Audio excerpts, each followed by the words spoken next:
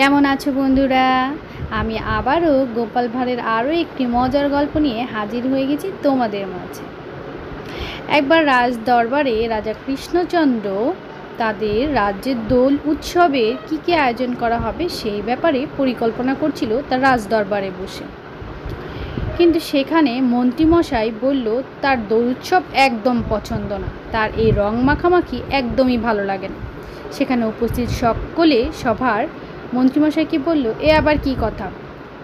দোল উৎসব মানেই তো রং মাখামাখি, এ তো এক আনন্দের খেলা।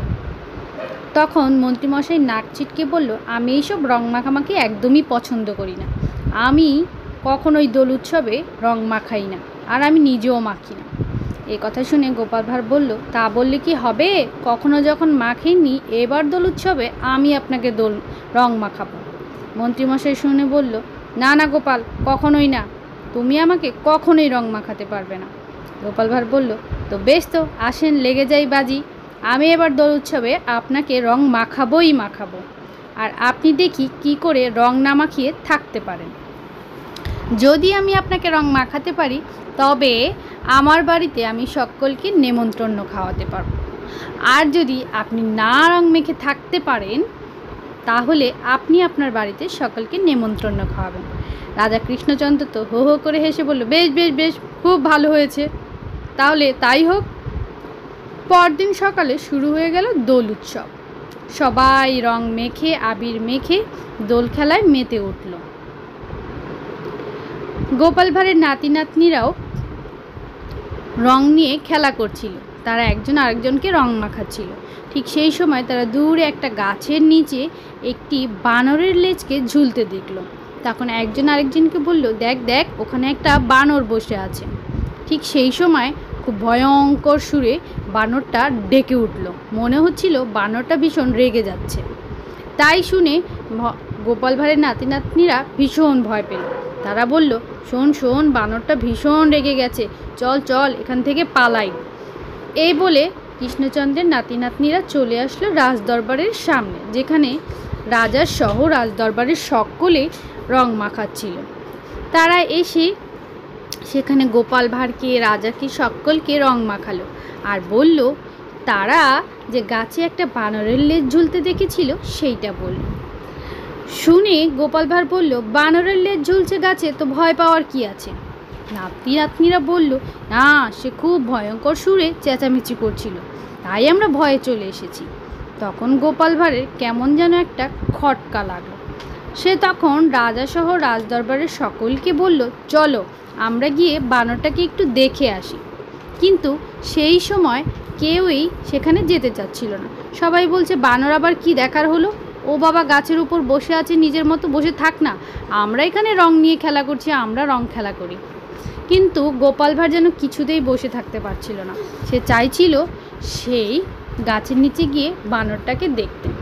সে খুব করে রাজি করালো রাজামশাইকে। তারপরে সবাই মিলে, রাজসভার সবাই মিলে সেই গাছের নিচে গেল বানরটাকে দেখার জন্য। আর ঠিক তখন গাছের ওপরে যে এই লেজটা ঝুলছিল, সেটা আসলে আর কেউ ছিল না, মন্ত্রীমশাই রং মাখার হাত থেকে বাঁচার জন্য বানরের লেজ লাগিয়ে গাছের ওপর বসেছিল বানর সেজে, যাতে করে তাকে কেউ খুঁজে না পায়। কিন্তু যখন সবাই সেই গাছের নিচে যাচ্ছিল বানরটাকে দেখার জন্য, সে গাছের উপর থেকে বসে বসে তা সব কিছু দেখছিল।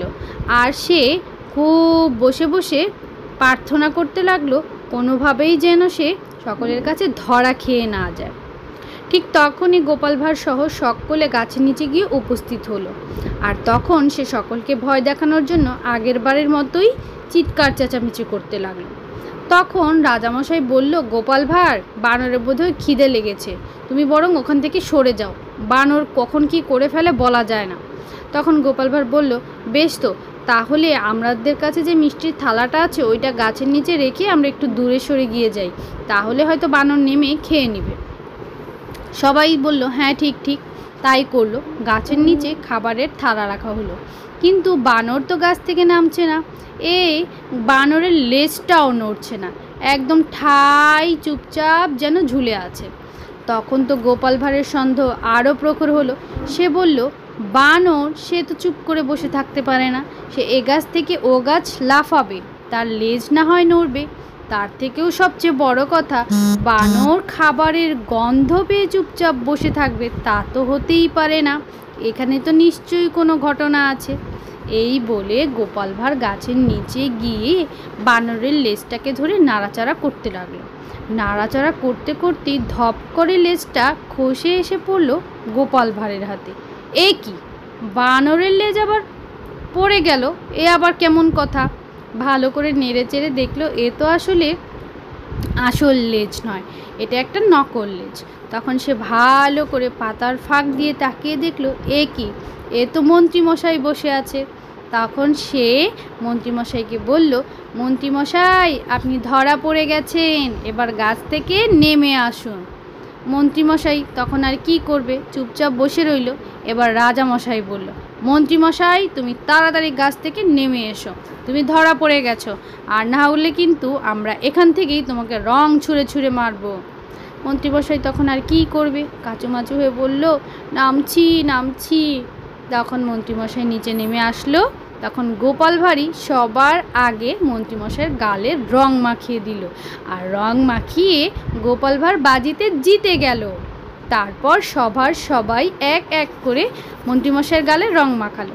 রাজামশাই তখন বলল, মন্ত্রীমশাই এবার কি হবে, তুমি তো বাজিতে হেরে গেলে, এখন কাল তোমার বাড়ি আমাদের সকলের নেমন্ত্রণ, যাও এবার বাড়ি গিয়ে নেমন্ত্রণ খাওয়ানোর আয়োজন করো। এই ছিল গল্প। কেমন লাগলো গল্পটি? আশা করি গল্পটি ভালো লেগেছে। ভালো লাগলে বন্ধুরা কি করতে হবে, হ্যাঁ আমার চ্যানেলটিকে সাবস্ক্রাইব করে পাশে থাকা বেল বাটনটি অন করে দিতে হবে। আর হ্যাঁ বন্ধুরা, অবশ্যই তোমরা তোমাদের বন্ধুদের সাথে গল্পটি শেয়ার করবে, তাতে তোমার বন্ধুরাও মজার মজার গল্পটি শুনতে পারবে। তাহলে আজকে এই পর্যন্তই, টাটা।